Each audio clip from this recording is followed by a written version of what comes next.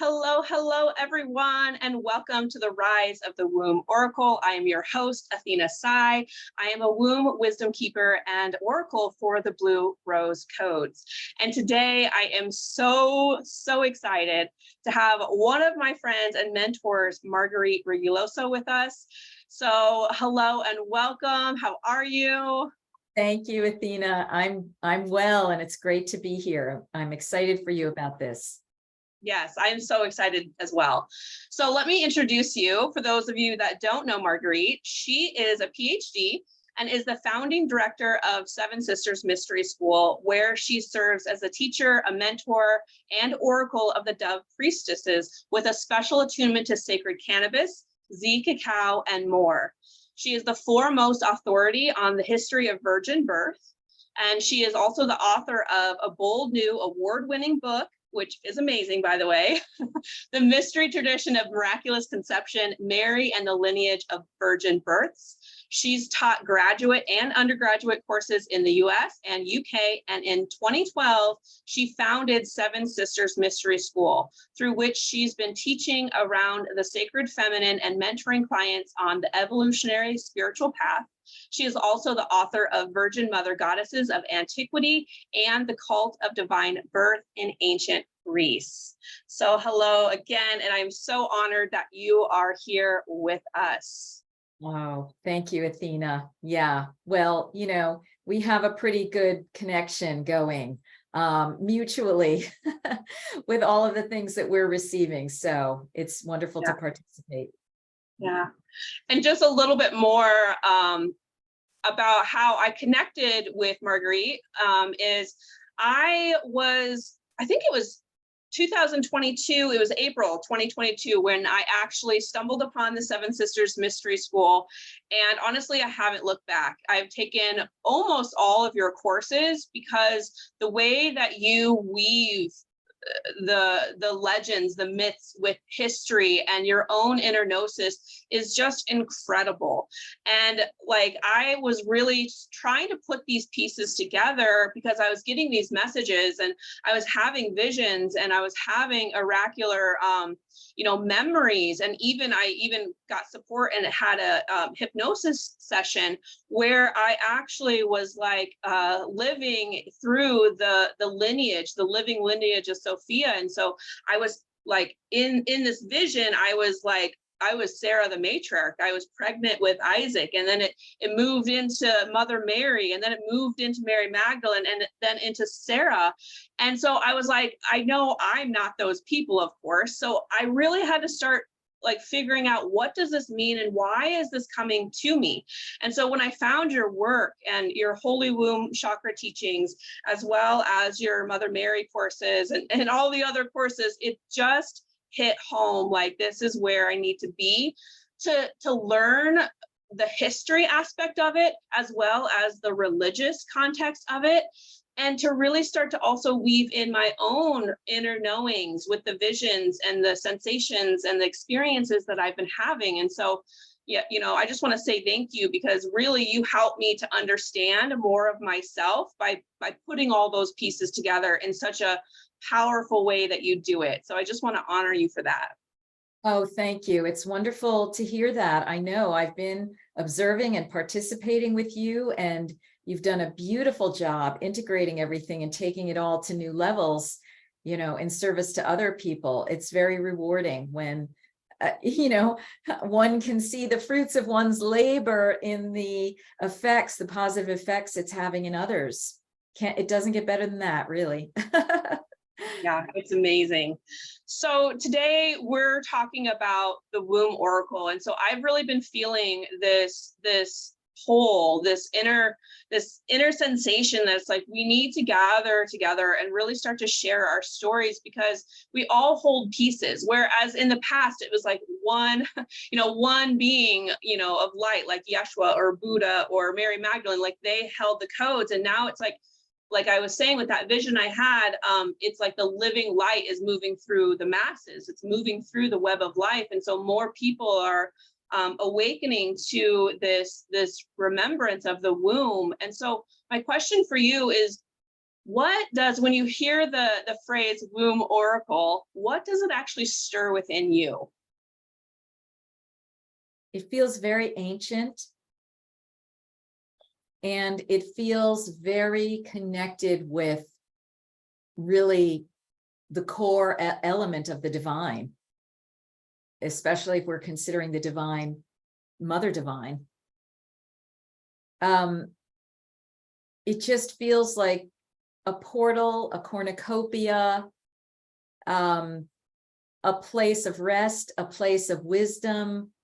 You know, these are just off the top of my head, some of the associations that I have when I tune into those two words being put together.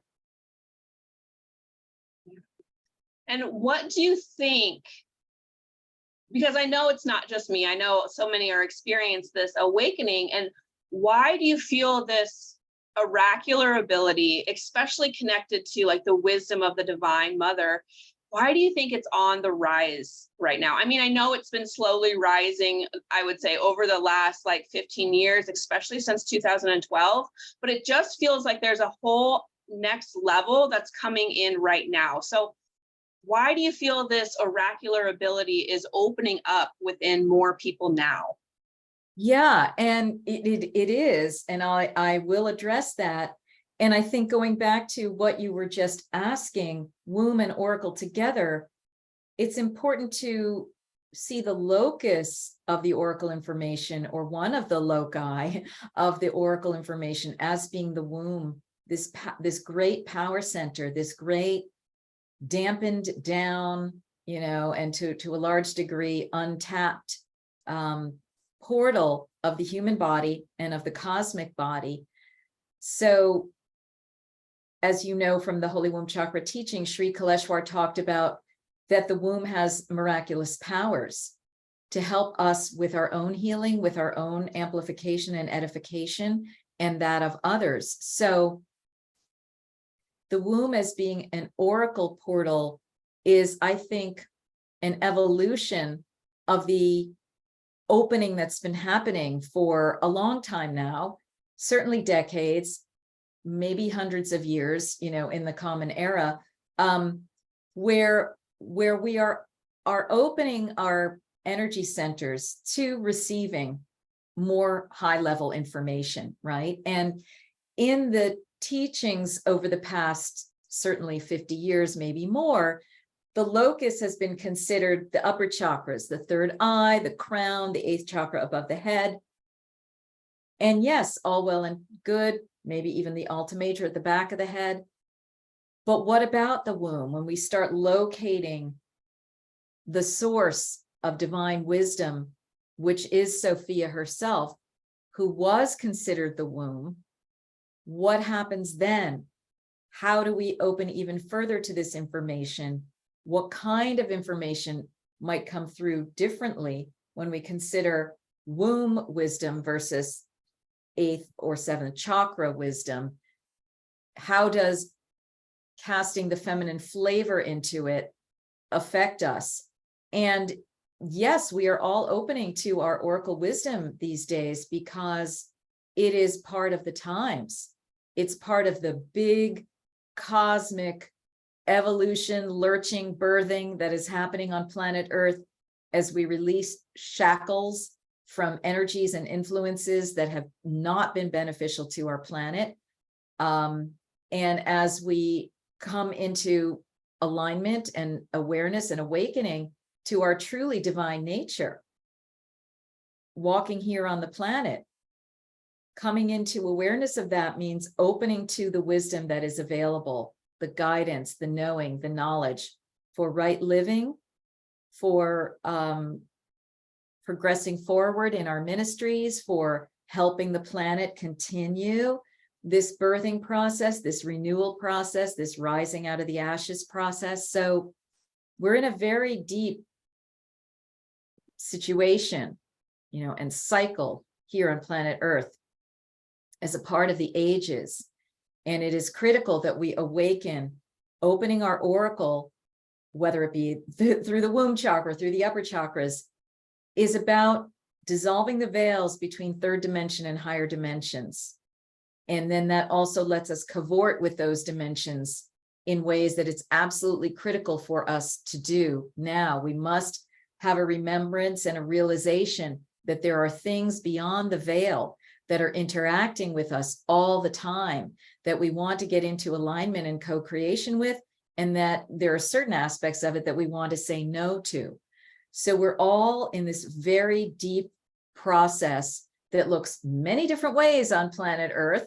It can look like health crises or, whatever, shutdowns, blah, blah, blah. But those of us who are awakening to what's happening are realizing that we're in a critical moment on planet Earth.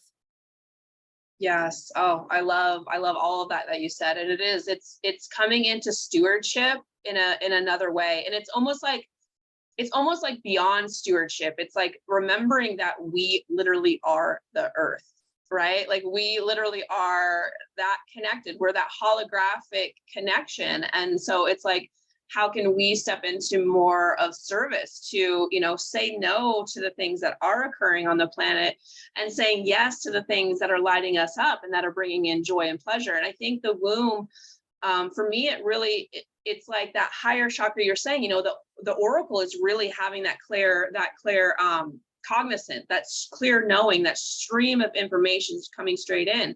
But then when we get into that womb oracle, for me, it's like bringing it into the body. And I know you have coined this term, and I love that you say ascension, because that's what I always say. It's like you have to go in, so then we can go in and down, and then we go up from there. And so it was like kind of coming into the body more and experiencing our sensuality and using our sensuality as a way to heighten our gifts, right? And so that's something that's really been coming up for me. So I know you mentioned the Holy Womb chakra teachings, which life-changing work for real. I mean, it does take dedication, it does take consistency, but wow, what I experienced through that portal of time where I was charging my womb, working with the Holy Womb, working, with the Divine Mother, working with Mary Magdalene, Mother Mary, and Yeshua, like it's just an incredible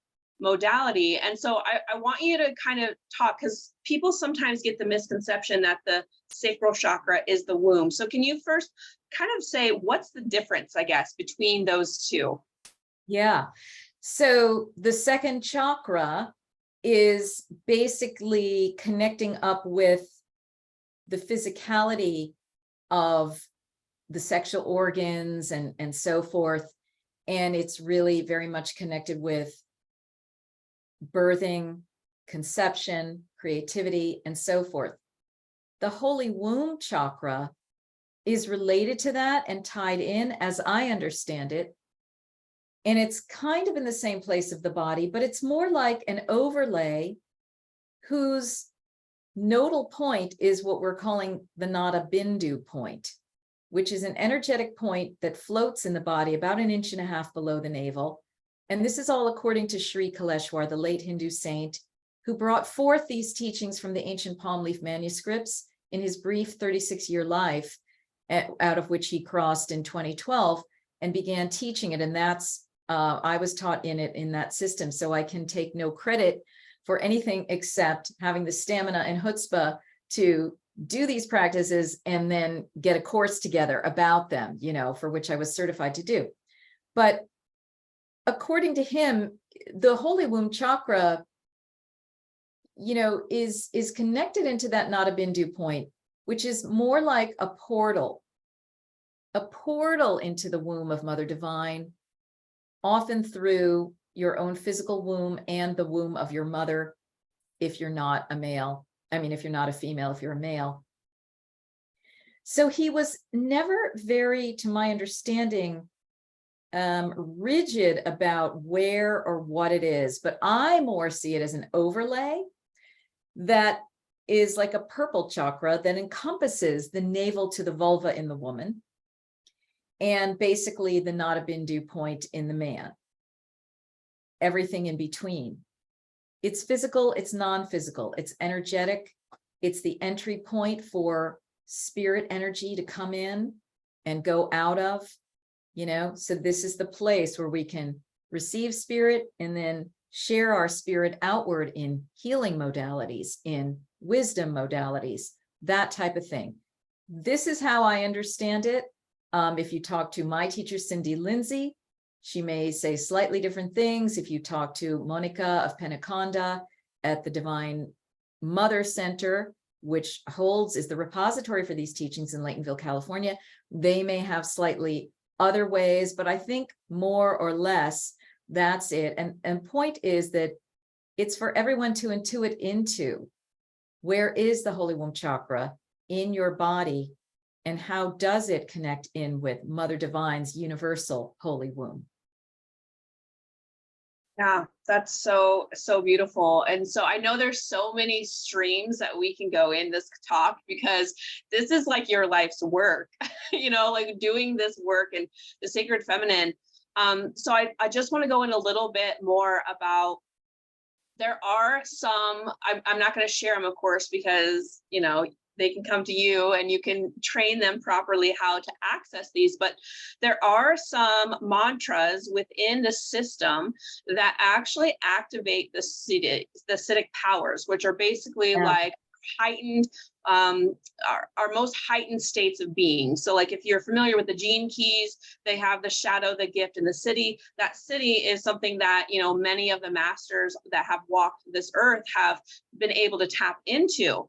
And so I'm kind of weaving this, this mantra as we're accessing these cities to connect, of course, to, like you said, we're pulling in the energies of Mother Divine, and then it's almost like then we're, how you said it, we're healing other people. And I just feel there's some kind of thread here that's coming up as I'm speaking of it, that it's like for the oracles, it's for the healers, it's for those who are ready to stand really in their I don't know if it's mastership, stand in their mastery, I guess it is, stand in their mastery, to activate and elevate ourselves to that level, so we really can bring in this profound healing. Because I know I've had some very, very intense visions and journeys where, Mother Mary was coming to me as I was charging that. You kind of get lost in that liminal space in between when you're doing the mantras, and she was coming to me and she was showing me all these different things, especially with the children of the world. And so I just wonder, is there any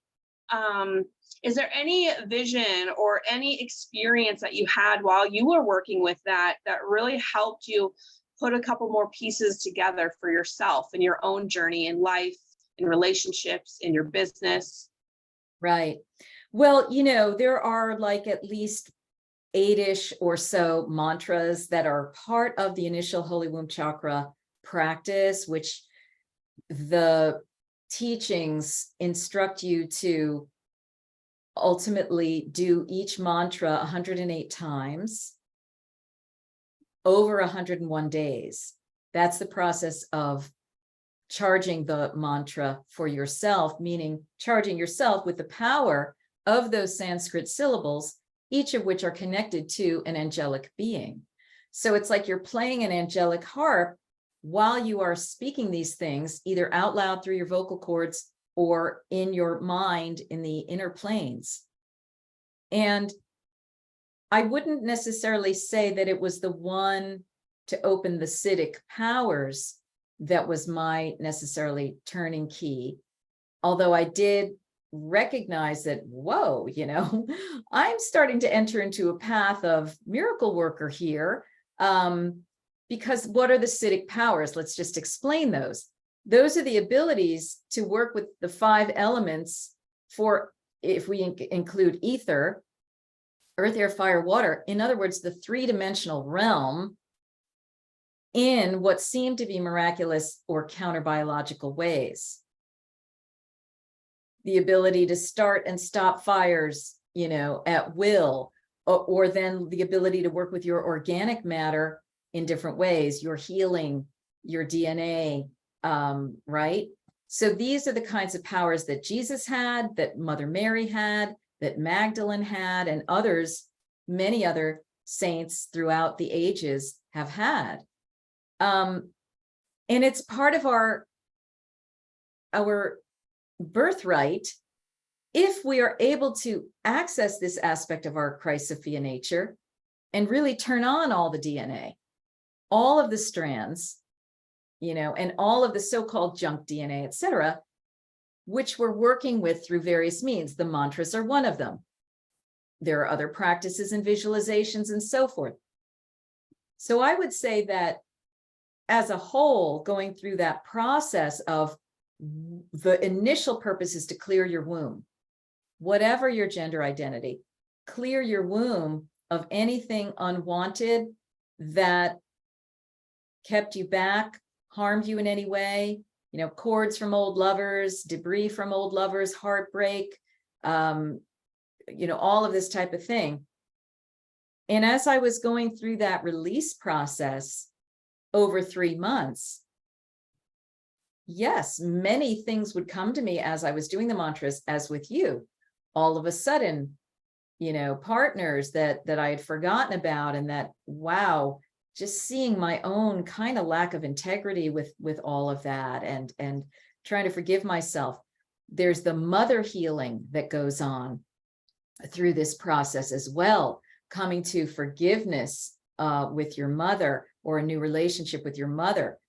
That really was profound, because that helped settle me in a lot of ways around my mother, where I had never quite been settled before.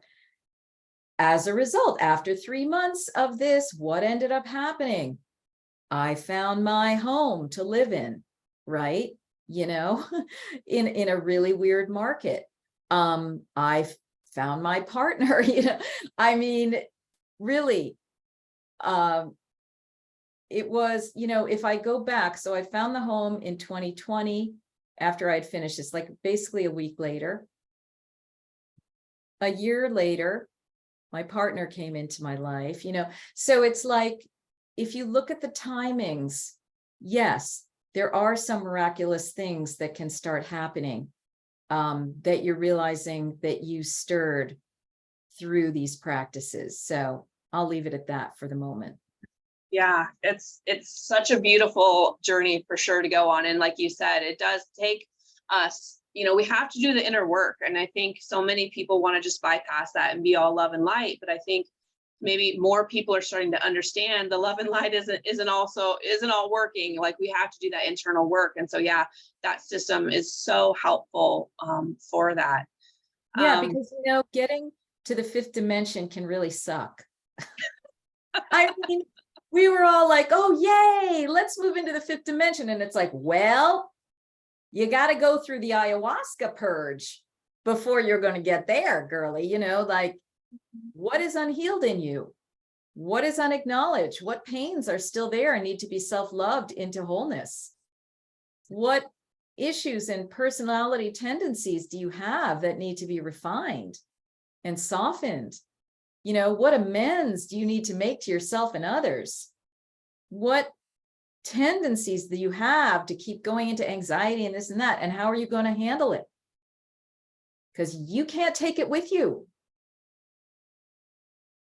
That was the biggest lesson for me since 2012, when all of this stuff started activating in a very big way. And I started realizing 5th dimensional consciousness, then new earth consciousness, these words would just come to me. But then going through the human process day by day, step by step, your interpersonal relations, your stresses and strains, working within the money magic system, that's where you put the pedal to the metal. That's where you have to apply these principles. And it's no one's getting out of it. No one's getting out of it. That's the thing. And I will also attest, that, the stars and the planets are literally helping us go through this. I mean, we went through that huge eclipse portal, right? And it was so intense. And I think that if I hadn't done all of that other work, it would have been way worse. Absolutely. Absolutely. Because I'm seeing people in my life who are not really on the spiritual domain, and they don't know what's hitting them. Mm-hmm. things are falling apart. They're having this, that, and the other symptom, blah, da, da. And I'm like, well, I'm barely hanging on over here, but thank gosh, I have my meditation every day to have Mother Mary merge her light body with mine. You know what I mean? For a half hour of 15 or 10 minutes of activation, alignment, and peace. And then, the twice a month refreshing the clearing mantra of your womb, and, the coming back and back and back again daily. It takes daily. And I tell you, it takes a lot more than even I'm doing. If I were really going to get serious and spiritual about this, I'd have to be meditating a lot more than I even am.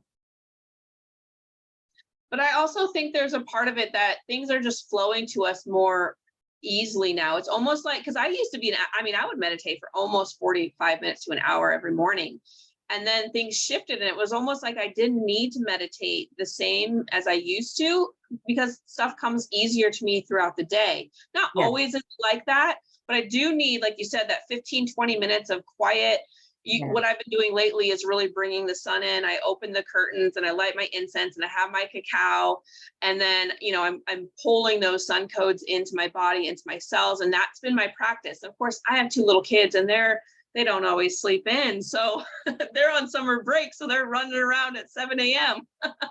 So I found that I've definitely had to make some adjustments to how things are happening. But I'm also finding that through, the teachings and really a lot of the work that you're doing as well, and that you've helped me to like remember and really attune within myself. I feel like I don't have to meditate as long as I used to. And I appreciate it. Because you know what? It's money that you've put in your bank that you can cash in on throughout the day. Like, I can suddenly tune into Mother Mary if I'm in the midst of a challenging conversation or an emotion that is challenging for me, right? You can put yourself much more quickly into the zone that you need to be in because of all the practices. So it does add up. Yeah. I can attest to that for sure.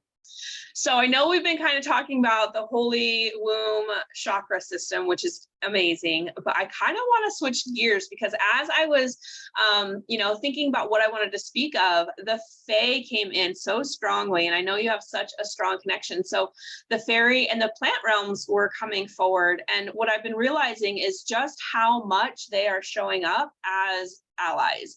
I mean, they've always been here, but it's like they're almost, I don't want to say pushy, but it's kind of like they're like, okay, humanity, let's go, we're here, let's do this. But we really have to kind of get quiet to be able to listen to that and slow down. And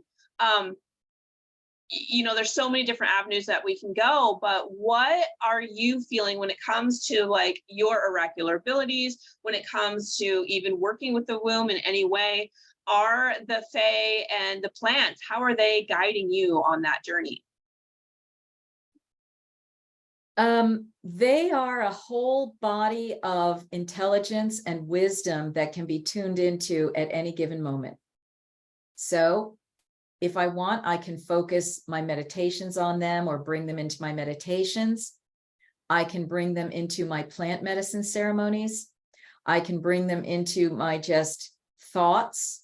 I can bring them into my walks outside. This is something I used to do a lot when I was living in California, and I would go on walks and I would bring in my fairy guide. We would have these long conversations that really, it felt like higher level wisdom that was beyond just my normal thoughts. And I would often enjoy his company more than having a person.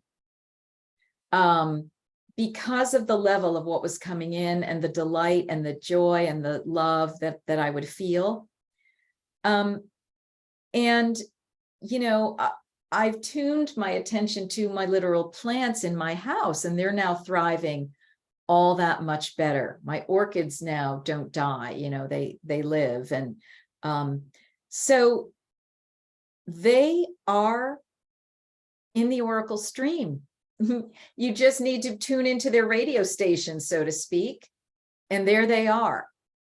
And then you can ask them also for synchronicities to show up.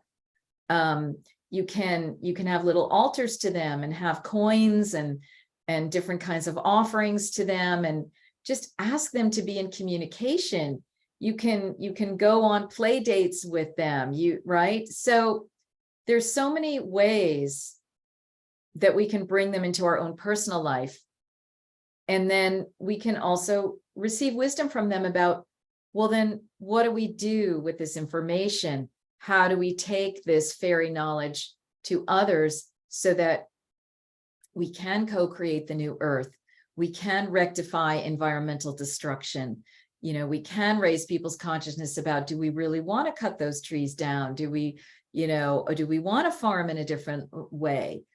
So it goes from the very esoteric and fun and light all the way down to the practical and the level of what are we eating and how can we best support ourselves and co-create community around that. So does that somewhat get at? Yeah. And I know there's so many avenues that like my brain's like, I gotta reel it in here. But yes, that absolutely. So because I know that I am in your Sacred Plant Academy, and it's been an honor to be the space holder for that. And I know that's running currently. And something that you had mentioned in the first class is the connection of plants with the oracles of Delphi. So that was one of the things that I started to remember probably in, I don't know, maybe mid 2022 is when I started to like have these memories. Magdalene actually would take me into these caves and these inner journeys, and she was showing me where the inner lava and the waters would merge, and through that this amazing steam, and she'd have me stand over these like geysers within the cave to receive that. And then she was like basically showing me the serpent energies and the oracles of Delphi. I was like having like little glimpses of that. So can you explain a little bit of the oracles of Delphi and their connection to the plants and what their role was? Yeah, well, of course, you being the major oracle, we're getting the remembrances of that through the female oracle lines, Magdalene being a part of that. And so you were being shown some of the earth and etheric technologies that have assisted humanity, and especially now we're talking about priestesses, in opening their chakras for receptivity, opening their beingness for receptivity. And so some of it involved chemical substances coming directly from the earth, where at Delphi, it looks like they have found fissures that show there was ethylene gas coming up that does have a psychotropic effect. And so there are many descriptions of the ancient Delphic oracle where it seems she was receiving or engaging in chemicals or medicines that would open her consciousness. And this may have changed over the life of the oracle. We don't know if she was doing all of them at the same time or if there were phases, but one phase was breathing in the gas from the earth. That's the oldest oracle. That's how it started apparently. People would go and breathe and then they'd be like laughing gas. They'd be all oracular to the point where they cordoned off that area, because people were running into some dangers and the powers that be didn't like everybody having their information. And then it was said that the Delphic oracle may have squatted over these to receive the chemicals through her vagina, okay? And she would receive that as an experience of literally the god Apollo or Dionysus coming through her vagina up into her chakras to open her consciousness to the oracle space. There are also evidence pieces that they may have been imbibing hallucinogenic honey from hallucinogenic hives, which was a fact that they existed and still exist to this day. When I went to Delphi, there was a guide who said that it is known that certain hives are hallucinogenic and they take them down whenever they find them, because again, they want to control the information. Then there's also evidence that these women could have been inhaling smoke of some kind. Perhaps it was cannabis, which was a mind opener in the ancient world. It might have been something else she was drinking along the lines of a mead or a potion. It might have had to do with this hallucinogenic honey, or it might have been some of the other potions that women were deeply involved in taking in and mixing through wines and so forth, beers and so forth, where there would be the plants, henbane, hellebore, mandrake, different things or mushrooms that would get wound into it, right? So it seems that there were various means that these oracle women would use to supercharge, super open their consciousness to the point where they were basically in a state of spirit possession, changing the tone of their voice, the look of their face, and just delivering these oracles in response to petitioners' questions. So that's just a little bit about how medicines and chemicals and mind-opening substances that are created and connected with plant wisdom and fairy fae wisdom were likely associated with the oracle there. Wow. And so many little things just popped up as you were saying that, and one of them being that they were also forced to stop. They were taking down the bee honey, and they were quarantining things off for whatever reasons. But it's like, I feel like sometimes on the astral plane, if we're not really protecting ourselves and really aware that there are other energies out there that are trying to stop us, or like we like to say, hijacking us in some way. So it's really important to, if you're having these experiences and things, or if you're curious, to have like a guide or a mentor who can help you to, kind of step into this role if you're feeling called to it. Because sometimes we don't know what else is out there until it's already right. That's right. And that's just basically a given. And anybody who doesn't think there are negative spirit entities can just take a look at their life. Where have you suffered? I can guarantee you that entities were involved in that in one way or another. All the trauma that's gone on with the planet, this is negative entity induced and propagated. So you've already experienced it. You don't have to be a seer to know that this goes on. What you need to do is shift your mindset to understand that this isn't just the human condition. This is the inhuman condition. That is not the human condition at all. The human condition is actually Lemuria and Eden, which is what we're trying to get back to by throwing off these things. And my work with the Sacred Feminine Plant Medicine Academy, which is going to continue on into the fall in a part 2, is to set the stage for people to create a container around their opening experiences so that there are protections, so that they are using the plants wisely, not getting over their head with it, and they can direct certain energies away, or call in supports when needed, so that these plants can be used in a responsible and healthful way.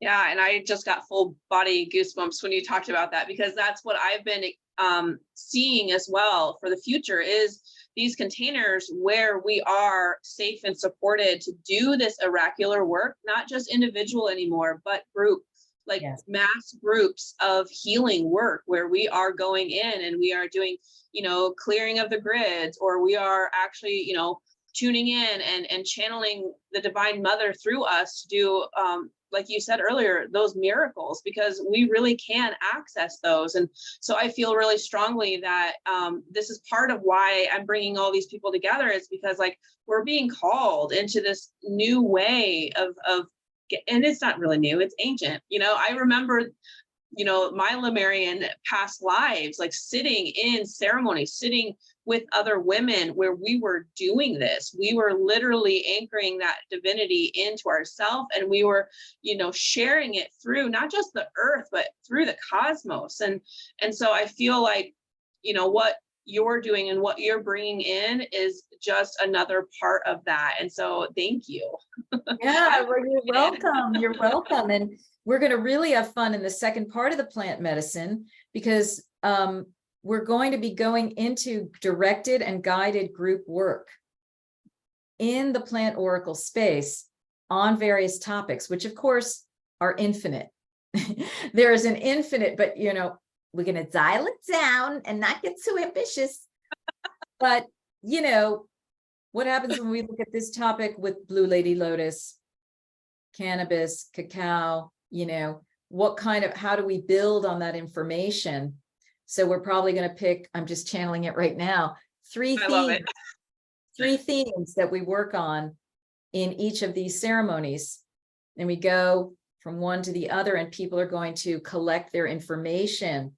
They might have their audio recorder, and then we'll have group discussion on it, because we will be in that place of co-creation. And then we will be taking out that information to the world in things that Seven Sisters Mystery School will publish. Thank you very much for giving Marguerite the curriculum for the next course. Thank you, Athena. Of course, you know, like, it's just so amazing, because it'll be fun for people. Like, okay, they've got the safety factor. They know what plants they're working with. They've already been introduced in a very deep way to these plants. And now we're going to let it rip.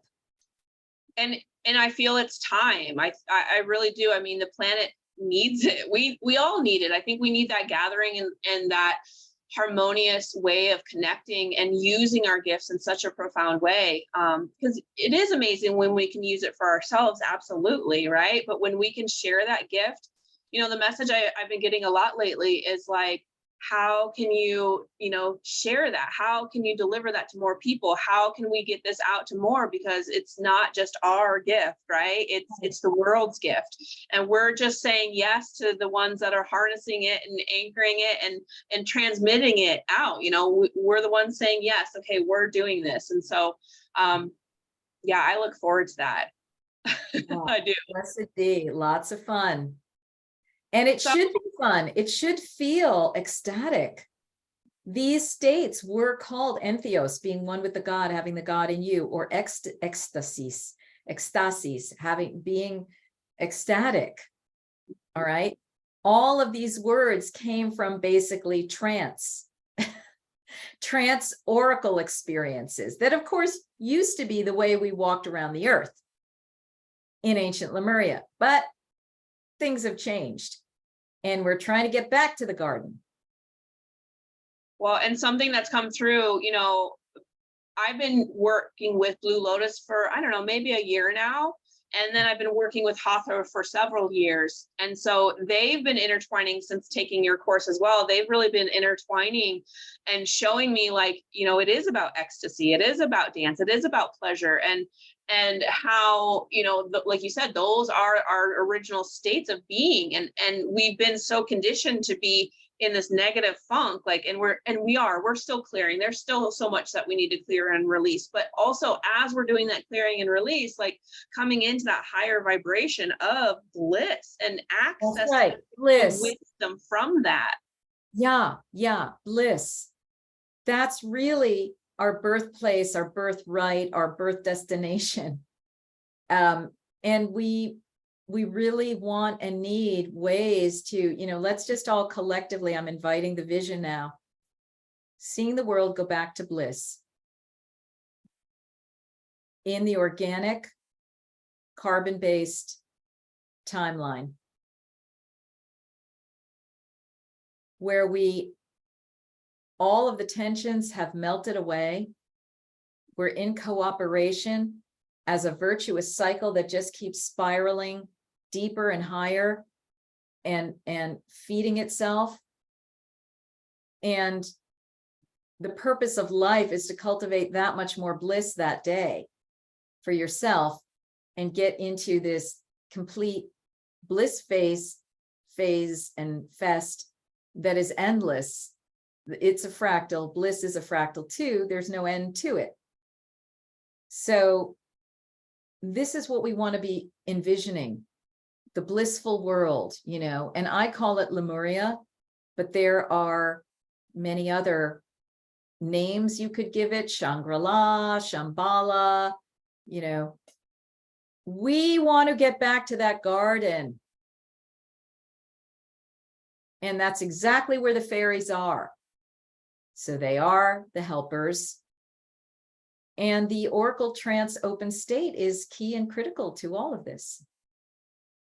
Absolutely is. And I can see that, you know, me being such a visual person, like I literally can see all of that, like the little fairies and the big fairies, the shining ones, they've been coming up a lot too, like helping us to really anchor in our original state of being, our original state of oneness, our original tree of grace, you know, that 12-13 D at least tree of life within us, like really activating that, and then to all these different portal places upon the earth, right, where we, as we're doing this internal work as we're walking, we're literally activating these other sacred sites. So Right. I know there's a lot of that that's also happening and weaving, and I think it's just another step that we are evolving into, and I just think it's amazing that we get to do it with others.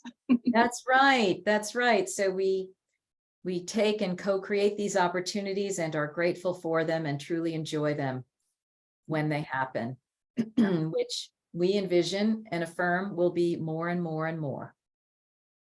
Yes.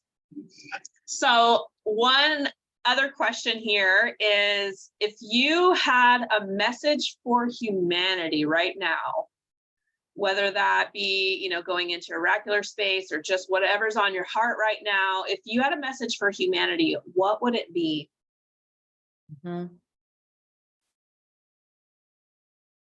Take the time daily to visualize the colors that you want the world to be. Visualize that, Lemuria. What colors does it have?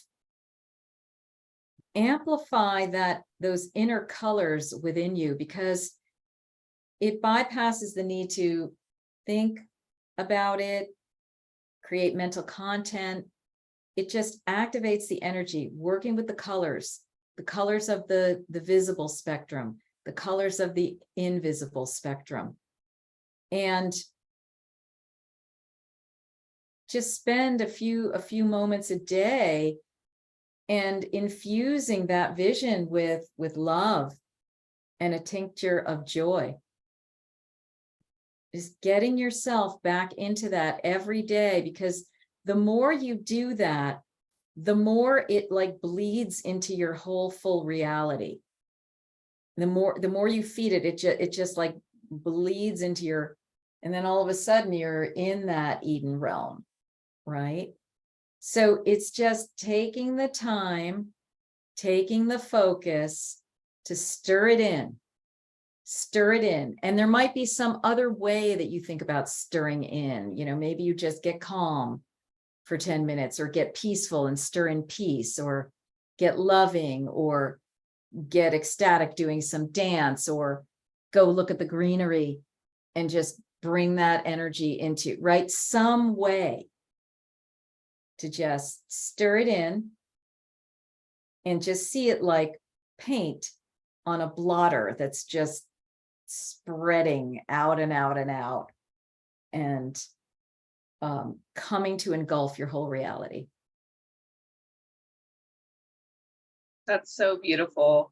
And it's like, you know, that refinement that we continue to work on within ourselves really does open us up to more possibility and more fulfillment and more love. And so taking that time, like you said, and visualizing those colors is a way of refining yourself and your senses. And, because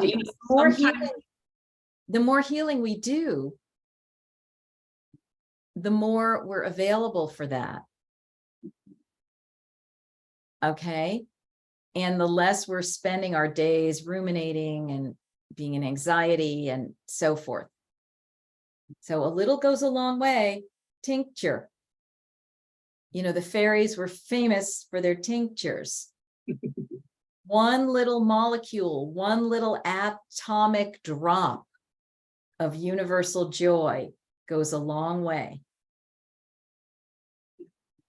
You need to make that a bumper sticker. Have fun with it, right? Please. Oh, I love it. Okay, so I know we've talked about your courses. So what are you working on right now? How can people find you? I mean, there's like literally so much that you offer and that you do, and it's just incredible what you Yeah. bring forward. So tell us what you're working on. Yeah. Well, you know, this is going to come out. We are going to have a Becoming Magdalene Feast Day event on Friday, the 21st.